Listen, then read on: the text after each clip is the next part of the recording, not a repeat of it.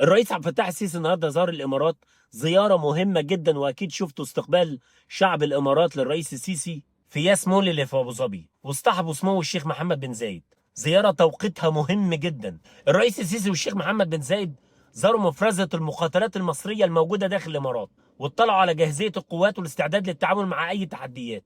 الزياره حملت رسائل قويه جدا، اهمها ان مصر والامارات عندهم تنسيق عسكري كامل، وان امن الخليج جزء اساسي من الامن القومي المصري. كمان وجود مخاطرات مصريه داخل الامارات بياكد قدره الجيش المصري على الانتشار السريع والتعاون مع حلفائه في اي وقت، اللي هي مسافه السكه. وعشان كده محللين كتير شافوا ان الزياره مش مجرد زياره بروتوكوليه، لكنها رساله ردع واضحه لاي تهديدات ممكن تواجه الامارات او شعب الخليج، وترد على اي حد كان بيشكك في العلاقات المصريه الخليجيه. الزياره النهارده فيها رساله مهمه جدا، اللي هيمس الشعب الامارات كانه مس مصر.